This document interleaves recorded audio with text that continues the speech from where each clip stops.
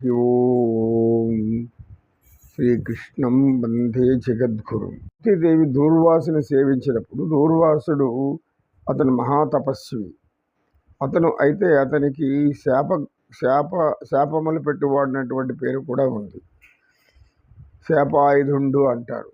అంటే కోపం అనేది ఆయనకి వచ్చిన వెంటనే ఎవరైనా అతనికి అపకారం చేసినా అతని మాట వినకపోయినా శాపాలు ఇవ్వడం అనేది దూర్వాసుని యొక్క గుణం.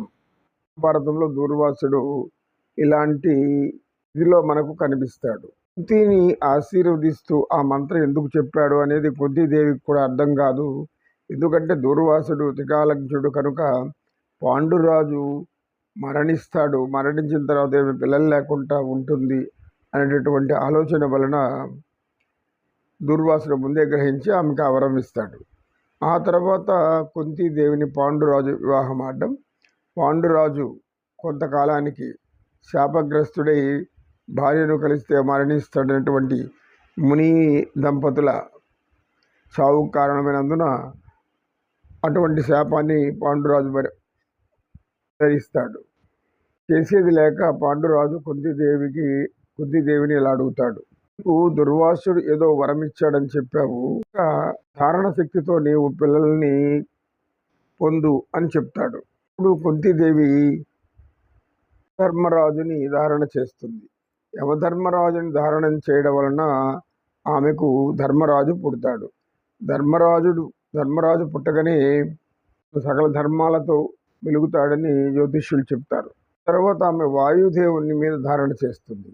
ఆ వాయుదేవుని మీద చేసినటువంటి ధారణ ప్రభావము వాయుపుత్రుడు హనుమంతుడు, అలాంటి మరొక పుత్రుడు భీమసేనుడు జన్మిస్తాడు. భీముడు అంటే మహాశక్తివంతుడు అని. వాయువుకి ఎంత శక్తి ఉందో అంత శక్తి భీమునికి ఉంటుంది. ఆ తర్వాత ఏం చేస్తుందంటే ఒక కుమారుని కనాలనుకొని దేవేంద్రుని మీద ధారణ చేస్తుంది. దేవేంద్రుని వరప్రసాదంగా అర్జునుడు జన్మిస్తాడు. దేవతలను ధారణ చేయడం వల్ల ఆమెకి దేవతాంశ సంభూతులైనటువంటి పుత్రులు పుడతారు. యమధర్మరాజుని ధారణ వల్ల పుట్టాడు. అదేవిధంగా వాయుదేవుని మీద ధారణ చేసిన తర్వాత భీమసేనుడు జన్మించాడు. ఆ తర్వాత దేవేంద్రుని అంశంతో అర్జునుడు జన్మించాడు. అంటే దేవతాపుత్రులు కనుక వీరు అటువంటి మహిమలు శక్తులు కలిగి ఉన్నారు. పాండురాజు రెండవ భార్య అయినటువంటి మాద్రదేశపు రాజు, మాద్రికి సోదరుడైనటువంటి మాద్రదేశపు రాజుగా ఉన్నటువంటి శల్యుడు గురించి మనకు బాగా తెలుసు. శల్య సారథ్యం అని విన్నాం. శల్యునికి సోదరి అంటే స్వయాన నకుల సహదేవులకు మేనమామ ఈ శల్యుడు.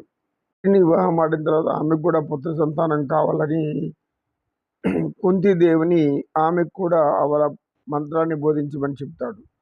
ఆ మంత్ర ప్రభావం వల్ల ఆమె అశ్విని దేవతలు అనేటువంటి వారిని ధారణ చేయగా ఆమెకు వారి వలన నకులుడు సహదేవుడు జన్మిస్తారు.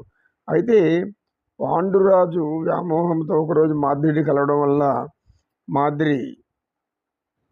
పాండురాజు మరణించిన తర్వాత అతనితో సతీ సాగమనం చేస్తూ తన బిడ్డలను కూడా నీ బిడ్డలాగే పెంచు అని కుంతీదేవికి అప్పగిస్తుంది. ఇటువంటి పంచపాండవుల తల్లి కుంతి మాతగానే పిలువబడుతూ ఉంటుంది. కుంతీదేవి యొక్క ధారణ శక్తి వలన దేవతాంశ సంభూతులైనటువంటి పిల్లలు పుడతారు. అందుకే వారు ధర్మపరులుగా నిలబడి ఉంటారు. సత్యనిష్ఠుడు శిష్యులకు వివరించి ఓం తత్సత్.